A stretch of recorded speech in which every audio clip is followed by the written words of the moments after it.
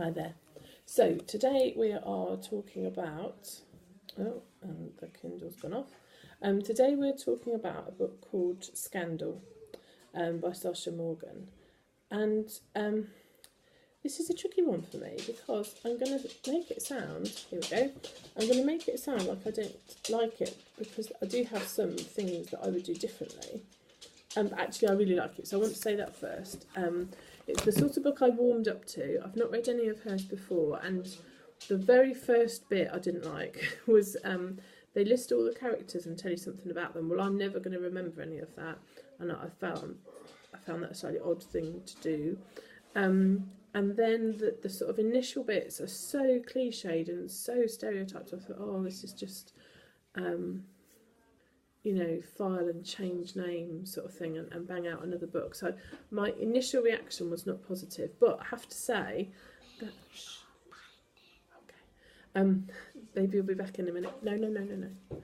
No. So my initial reaction wasn't good. However, I want to very quickly say that I ploughed on with it and I found it sort of entertaining to read.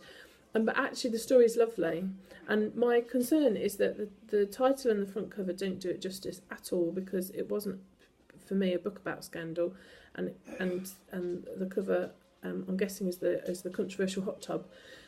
But I actually think the book is much better than it sort of appears, if you know what I mean. The visuals aren't necessarily helping it, and the description of it isn't necessarily helping it. It's actually a beautiful book about family and friendship and secrets and relationships and honesty, and it's actually really lovely.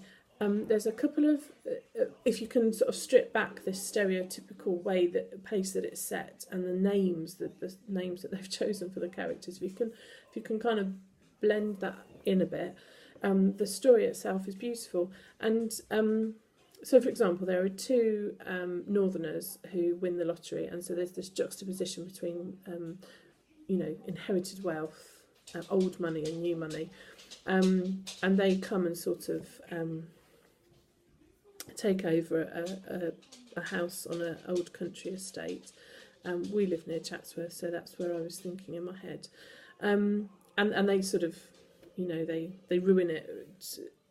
To all intents and purposes, you know, they want a gas fire instead of a wood burner, and they put a hot tub in the garden, and but actually their relationship is beautiful. It's lovely how they cope with the changes to their lives, how they manage moving away because people actually aren't terribly nice to them once they win the lottery, and that it's dealt with as a sort of comical part of the book, but actually I've found that really engaging and endearing.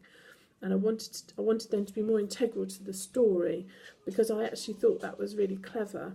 And rather than a bit part for comedy value, they were actually, for me, really an important part of showing that these communities are actually built on character, and you kind of have it or you don't, and the money is a bit immaterial.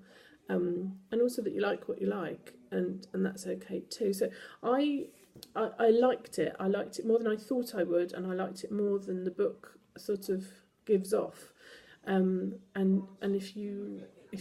think it's really worth reading, and I think that lots of people probably don't get past the first chapter, and I think that's a dreadful shame, because it's really lovely.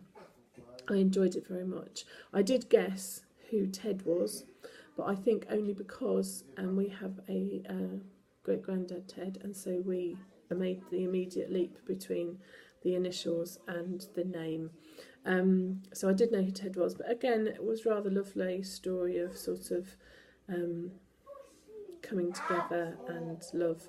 And read it, it's lovely, enjoy it.